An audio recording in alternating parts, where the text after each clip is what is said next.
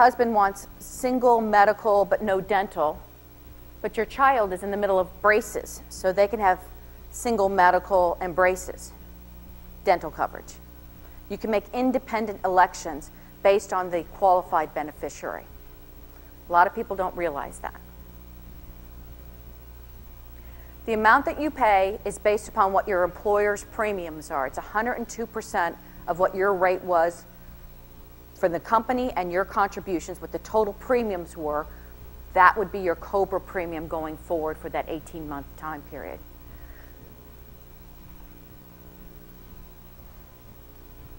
Again, I hate to repeat myself, but it's really important that you make these payments on a timely basis. Your first payment is due in 45 days.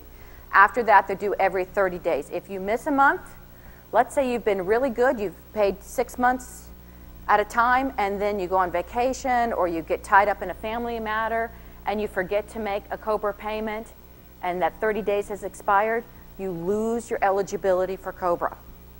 So if you know that you're going to be caught up in maybe a family event, or you're going to be traveling because of a, something that's pulling you away from home, you can always prepay your COBRA, but you cannot pay it late.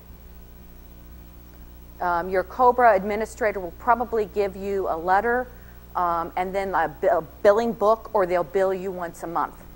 But it's up to you to make that COBRA payment.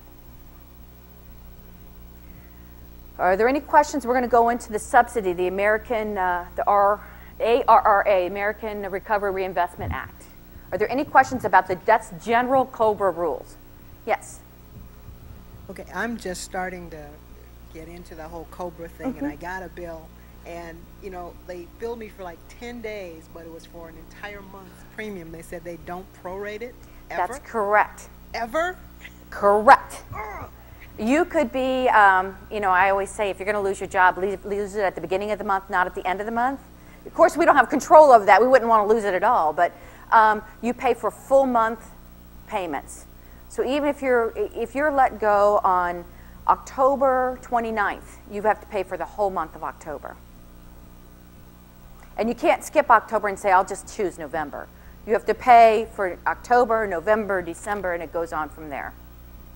And same is true if you want coverage your 18 months later. Let's say your 18 months ends on June 3rd. June 3rd, June is your 18th month, but you only have 3 days of coverage for that. So don't make any dental appointments the 1st, 2nd, or 3rd of June, and just pay for the 17th month. Because it's very date sensitive. Again, your employer may be more generous, but they can't be least generous. So you may have an employer that does something that gives you coverage to the end of the month, but 99% of companies will cut it off on June 3rd, especially if they're self-insured.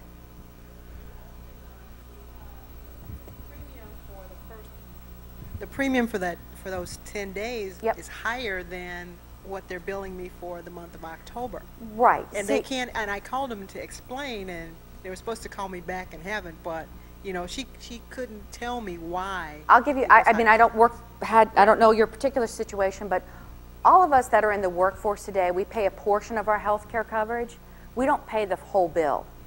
Most people pay between 25 to 50% of the cost. The employer is paying anywhere between 80 to 50% of the cost. So it's kind of a shared cost arrangement. When you go on COBRA, you're paying 100%